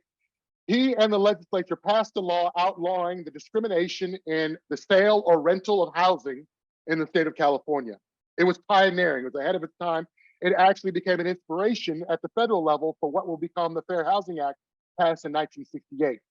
In that same year of 1964, the real estate industry organized itself and recruited voters, and in a landslide victory, the state of California passed Proposition 14, which changed the California state constitution to ensure that it could never be made illegal to discriminate in the sale or rental of apartment housing. That's after the federal government passed the Civil Rights Act. And the state of California reacted by passing a law that put in the Constitution racial discrimination. It wouldn't be till the Fed passed the 1968 Fair Housing Act that law would be overruled. But what's extraordinary about that time is how united the state of California was, considered to be progressive in later years, at keeping Black people, Latino people in the neighborhoods in which they resided and not letting them leave. So this is the 1960s where some of the last gasps of institutionalized discrimination were playing out. And it wasn't until 1968 that it became illegal to discriminate in housing. But that didn't stop people from discriminating. They still discriminated. They still discriminate all the way up to today. The Fair Housing of 1968 outlawed discrimination, but it had no real enforcement provisions.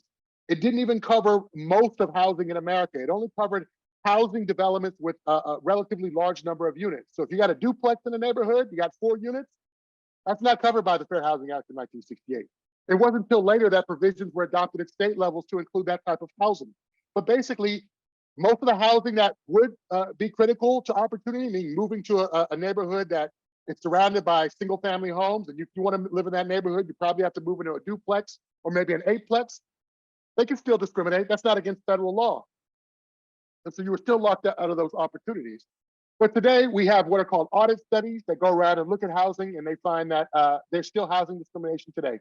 It hasn't gone away. It remains. It's not as severe as it used to be, but it still plays out whether you're Black or Latino in different communities.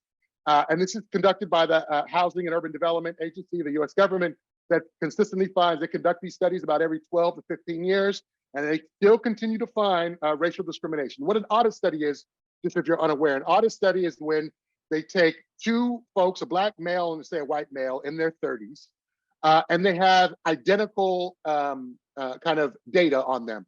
They have the same type of job, they have the same level of income, they have the same credit history, they have the same rental history, et cetera, and they both go in to apply for a home, to rent a home.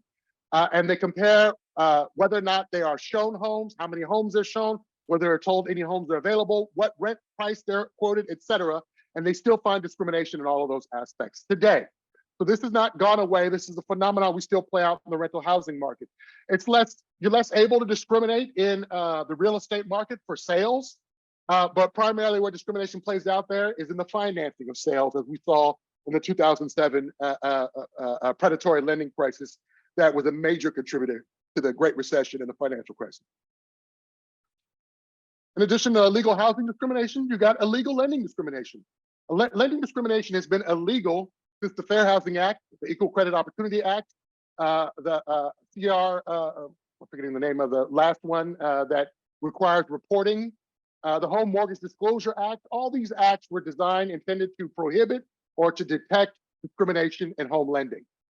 You're not allowed to discriminate in either loan approval or the interest rates that are offered. but still happens. It happened at such a massive level, it caused the entire economy to collapse. Mortgage lending that was subprime mortgage lending in the building leading up to 2007 broke the economy and caused the Great Recession.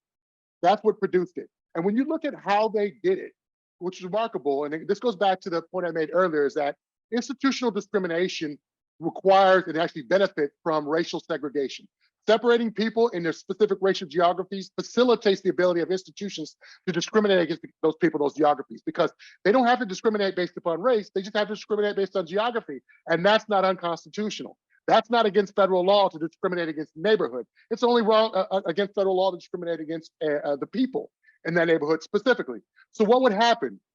Studies that have analyzed the lawsuits brought against banks, there was a content analysis that identified the various strategies they would use. They also talked to people who are trained at banks to dispense subprime loans to Black and Latino communities. What they do is they go to a Black community and they go to the pastor and they tell the pastor, look, I want everyone in your flock to have a home. And I can guarantee you we're going to get everybody a home loan. I got a home loan for everybody. I want you to go to the pulpit on Sunday and tell everybody that Mr. So-and-so from a Countrywide Bank or a Wells Fargo Bank is here. And he wants to give everybody in this place a loan. He's going to give you a loan. He wants you to sign up. And he wouldn't look at their credit ratings. He didn't care about their credit ratings. He had a pocket full of subprime loans because they were flush with those loans and cash. And so they handed them out like candy to everybody. And they would target specific neighborhoods. They would often go through community organizations or institutions, tell them to get everybody in the community on board with getting a nice free loan from some bank. And those loans, of course, were subprime loans designed to explode with variable interest rates later on and cause people to lose those homes and be foreclosed, et cetera. But they used all kinds of strategies where they would target specific communities through local institutions in those communities to get everybody in that neighborhood, regardless of their credit rating or creditworthiness, on a subprime loan. And that was a deliberate strategy. Nobody went to jail. Nobody was prosecuted because this clearly violates the Fair Housing Act of 1968 or the Equal Credit Opportunity Act. That didn't happen. We just moved on.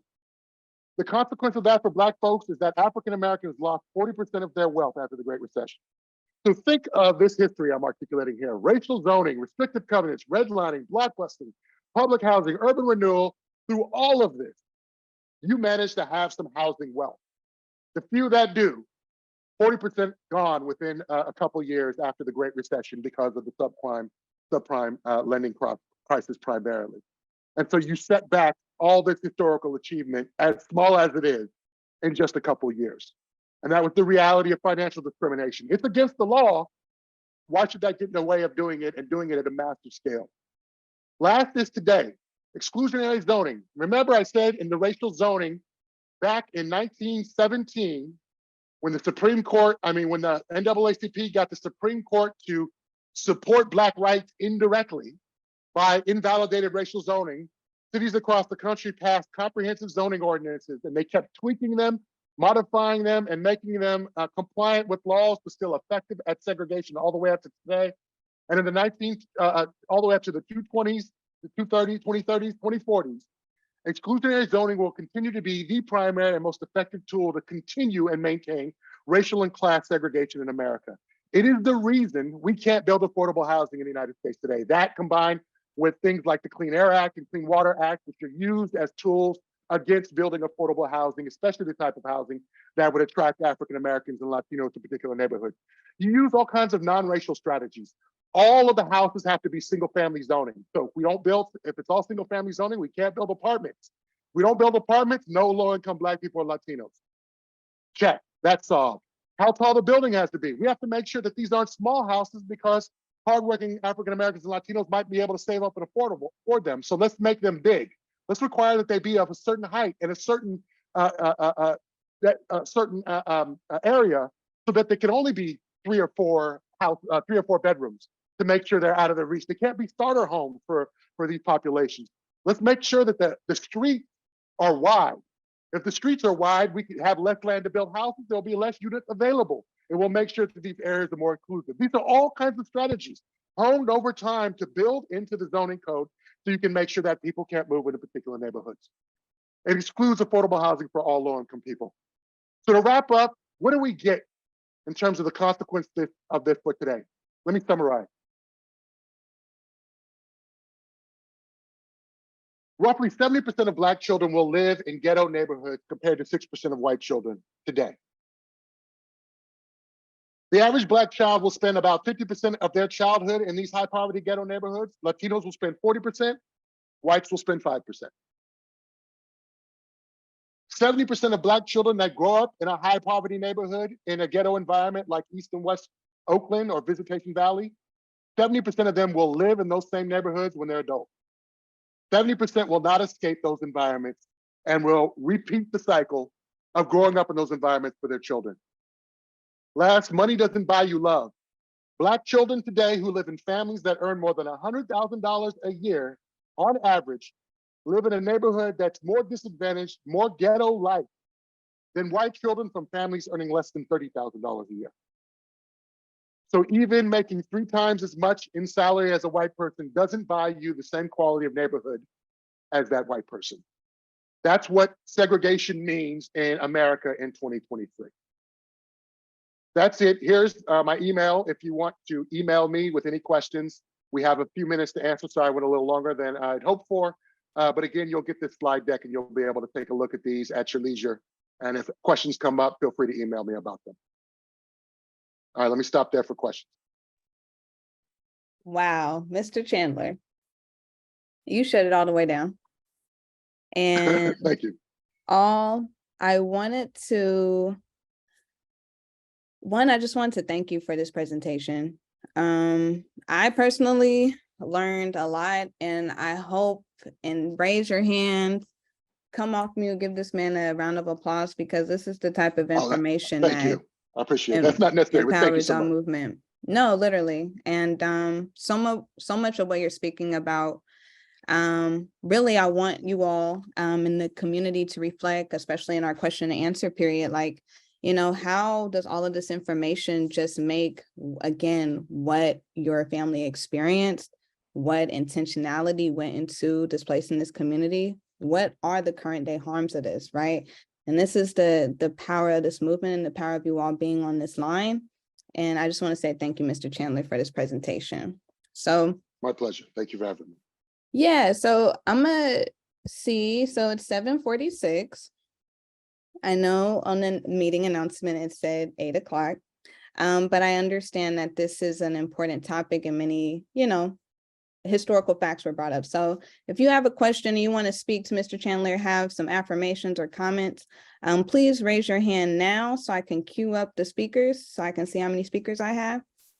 So if you have a question, please raise it. Each speaker is going to get about 2 minutes. I'll be timing you to ask your question or to say your comment. If you have a comment in the chat, put it in and I can read it out loud for you. So the first hand I see up is Miss Tony Wynn. Eye-opening. It all makes sense now why America looks like it looks. Thank you so much for all of your information.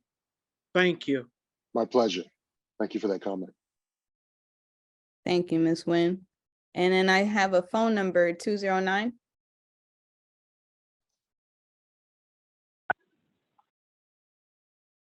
I just wanted to say thank you so much, Mr. Chandler. I mean, what an exhaustive presentation, and you have to work hard as an African American not to be depressed by this information, but to use it as a motivation and a stimulus to move forward, to keep the torch going. Absolutely. I know for me personally, my family moved from the sharecropping environment of Bakersfield, where they faced intense, you know what the sharecropping experience was, Yep. to Hayward, to Russell City, and then my nuclear family moved from Compton to Altadena during the 60s, when we were greeted by a burning cross because we were the only Blacks in the neighborhood. But my family persisted. All props to my parents. They did not let that scare them off. And within a couple of years, my mom became very active and started a community teen club. And I learned through her experience that her and my dad's example, not to run from the hate, but, just make yourself, we have to be better than everybody else, an esteemed member of the community. So they started community youth groups and reading groups, and eventually they were swapping recipes with the white ladies on the block. So that kind of continued in our family, where our family members have traditionally moved into white neighborhoods. I'm talking about my nuclear family. And, we have to be the perfect neighbor, right? Right, right. Mhm. Yes. Thank you. Thank you, Ms. Yes, Felder. thank you. I grew up And in then- Bakersfield too, by Okay, the way, gotcha. so we got that shared history. Okay, Bakersfield. Beg your pardon? And I grew up in Bakersfield. My father was born in Bakersfield, so I know Bakersfield well. I think great to hear that. mhm. Yeah, Thank you. thank And you. then I see Miss Harris has her hand up. I just want to compliment Mr. Chandler on his research and his presentation. It was remarkable. I certainly enjoyed it. And I think you said we can get copies of this Yes, or yes, something? I will send the slides to Dr. Lynch and send them out. Okay, that sounds good. Thank you again. My Very pleasure, good. thank you. Uh-huh. Last call for comments, questions, expressions of gratitude before we get. Thank you, Kirby, for bringing him to us. Oh yeah. Oh yeah. Y'all family. Because this is such a great time to be alive, right? And again, Mr. Chandler, I appreciate you for coming. I see Miss Marion has a hand up, so you'll be our last comment, and then we'll close out the meeting with some public comments. Miss Marion? I just wanted to say thank you so much for the presentation. I'm now aware that I am a statistic of this presentation, having my family coming from Russell City and then ending up in East Oakland, and I'm a homeowner and I'm still here in East Oakland. So I'm one of those statistics, and I make pretty good money. So I see where I'm at. So thank you for the revelation. Thank you for the presentation. You articulated everything very well, and I'm very happy that you shared this information with us tonight. Thank you. Thank you. That was very kind.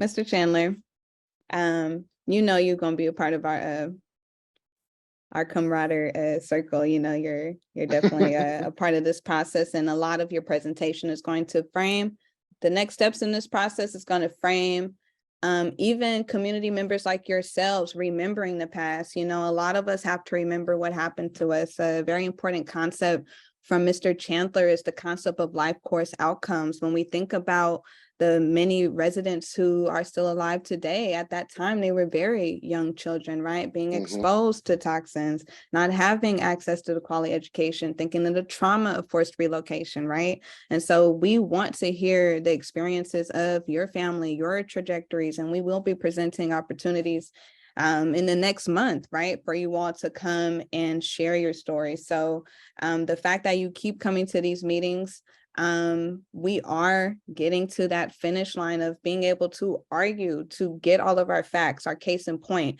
And the last remaining piece is your personal testimony. So that is the next phase of this work. And Mr. Chandler, your historical background is gonna move us forward. So I appreciate you, and we'll be in contact.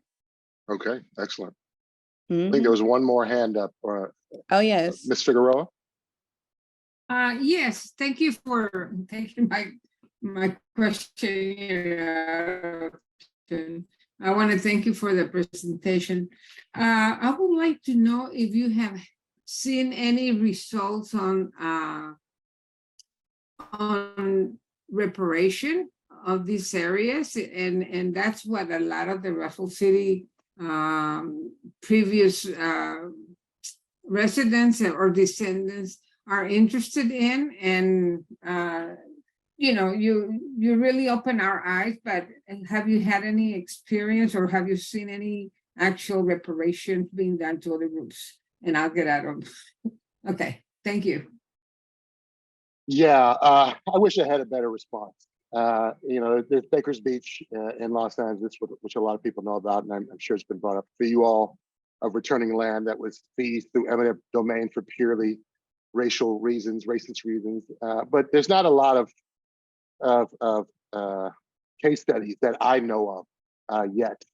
There's some statutes that have been passed, but if you look at folks like Richard Rothstein in his book, The Color of Law, and arguments made by others, they feel that many of these things are still litigatable. And what I mean by that is they are historical violations of the Constitution with plaintiffs and constituents that are still alive and still suffering its consequences. And that pending changes in the Supreme Court, there will be opportunities to make that case, depending on, if Biden adds some people or we get a change anytime soon. But there is a belief that we still have federal law that can be leveraged to address some of the harms connected with this. But that's down the road for a while. And of what I've seen so far, there's not a lot that I can point to that we could build on as a good case study. So I wish I had a better response to that. Thank you. Absolutely. And that is a great transition point to some of our updates in this process. So again, my name is Dr. Kirby Lynch. Thank you, Mr. Chandler. Definitely feel free to stay on, but really want to encourage you all to save the date for August 30th, which is our next public meeting. And at that meeting, you will be hearing specifically about the community engagement activities that you all can participate in to share your story, okay? I don't know how you learned about this meeting, but again, if you're receiving an email from one of these two emails, I'm about to put them in the chat. That is a direct way to get in contact with this committee. There are two emails that you can use to stay up to date and to help us identify when we're ready to collect your narrative, how to get in contact with you. So please email russellcity.rjp@gmail.com, right? And then there's also a city-based website you can use called russellcity-rjp@hayward-ca.gov. We want you to stay in contact because details are coming out so we can collect your narrative, so we can connect the dots.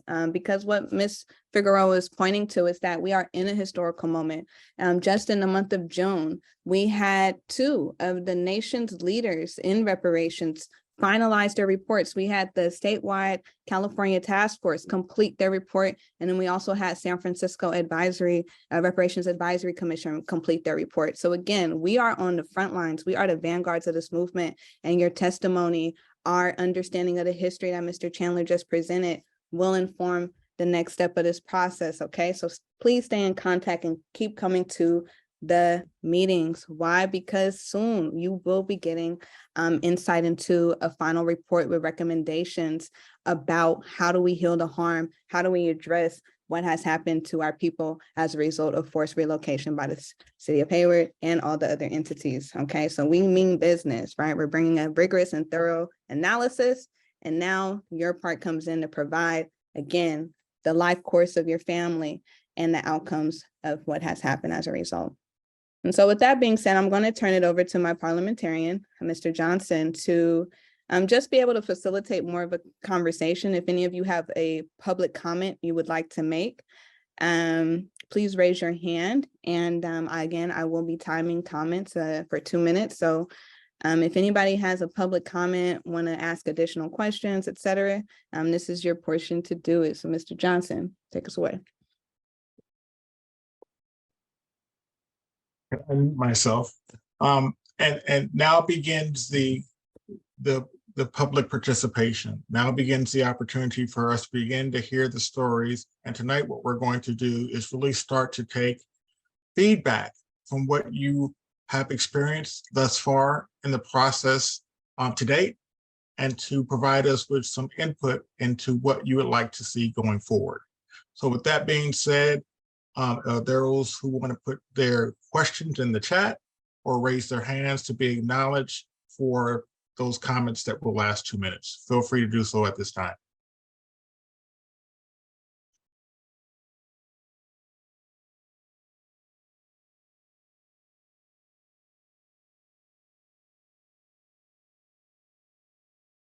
So the one thing that we can't do is that we can't act upon what we don't hear. And so what we need to do is to hear from you as to where we are, what we've done, and what you would like to see this steering committee proceed. I see a question from Joseph Torchett. Let me pick that question up. It says, will the detailed data records discovered by the research chain be made available to family descendants of Russell City? That's the first part of the question. And the second part of the question is, will there be a time and method for family members to provide data evidence of Russell City residency to be included in this registry / project? So I'll respond quickly to the last question, where there'll be a way for you to provide that data evidence. And correct me, Kirby, if I'm wrong, but I believe that those email addresses are the way in which you can send that information directly to the steering committee so they can begin to consolidate the information that you have to share. But I'll let Kirby speak, or our researcher speaks to that. Yes, hello everyone. So again, it's very important to take note of the email. So for the first question, will detailed data and records be available to the family? Yes, at a particular point. The particular challenge we're having right now is how to present that information in an accessible way to you all so that it's easy to navigate. We are partnering with the city of Hayward on different digital tools that are accessible. And so those are being developed at this moment. But the intention is to organize the information in a way that makes sense to you all. All right. And so, but definitely by the time our final report comes around, the evidence that we're using to make our claims will be again available in the form of an appendix. But that specific information from SF State, we are still organizing it so it's easy for you all to digest. And the second question, will there be a time and a method? Yes, so the time is that August 30th meeting. Please return because we'll have a detailed community engagement plan for you. There's multiple events occurring. I know many of y'all may have been to the picnic before the reunion picnic, but for us and our purposes, we are planning on creating and distributing a survey and a mechanism for you all to share your story, to share when your family moved in, when your family moved out, so we can get a specific head count onto who was directly impacted by this. So that time is coming now. Great. And and then there's another question. Can you provide any info on the current work of the committee? What is happening? I can answer that question and I'll also delegate to my leadership team if they want to answer formally. But let's start first with comments from our chair about what's going on. So let's give Aisha the opportunity to respond. So I'm going to bring it back to what this period of time is. It's public comment. I'll let Dr. Lynch answer. Public comment is for the period of time for people to ask questions about what's on the agenda and what's not on the agenda. We have additional information that is coming. And so, Dr. Lynch, I'm mindful of the time and everything that people have shared tonight. And so I would like to wrap this meeting up. So if you could please address that question and then we'll move forward. Yes, so to give a quick status update, our project management team entered the process in April. So April, May, June, July, we've been working like rigorously with this committee to get a sense of recommendations together and to also get, really to make meaning of the research from San Francisco State with a lot of information about property owners. What was the compensation given to particular property owners? So we can make some assessment of if there was just compensation, et cetera, et cetera. Again, we will be providing updates that are clearer on August 30th about how you can provide your information to help inform the thinking that we've been doing in our committee structure. So again, we have been consulting experts like Mr. Chandler, subject matter experts on reparations. We have been reviewing United Nations frameworks for reparations, and we're trying to bring order and a really solid sense of recommendations to you all, so you can give us feedback in a future meeting. That may look like September, October, but we are wrapping up our research phase of this work, and we're coming to you all so you can respond to the work this committee has been doing. So again, further details about that will be coming August 30th, public meeting.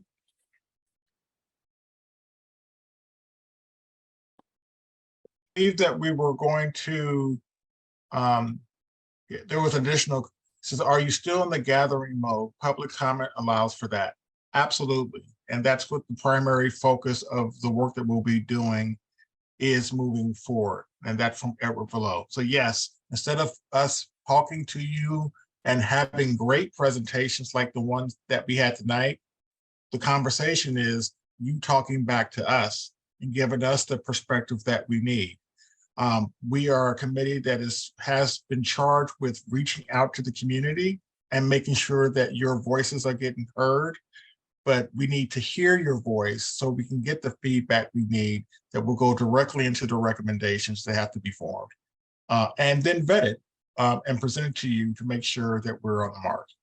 And with that, I think we'll toss it back to Kirby. We'll close it out for tonight's meeting. Yes, again, thank you all for coming to our public meeting for July. And please, I put the email in the chat again. Contact russellcity.rjp@gmail.com to continue the conversation. And so there can be some accountability too, because we'll forward all this information to our committee members that is relevant. So if we don't hear from you, we do not know, but understand these presentations like you saw tonight are the ammo, are the content, is the justification, is the rationale for how we speak to those who do not believe this community deserves reparations, right? We saw federal laws, we saw state laws, we saw local laws, we saw county-based laws, right? And these are the consequences of being an unincorporated community at that time, and that we're putting together the case in point for you all. And really, get ready. Once you stay ready, you don't have to get ready. So it is getting your family involved. August 30th, please come out to our next meeting, start at 6 p.m. and you'll get an email. And so with that, the formal agenda of our meeting is done. I will turn it back to our chair if you want to say anything else and officially adjourn us. Thank you for joining us this evening, and we will see you in August. Good night. Good night, everybody. Bye. Good night. Good night. Good night. Good night. Good night. Today, there was a terrorist attack. Okay.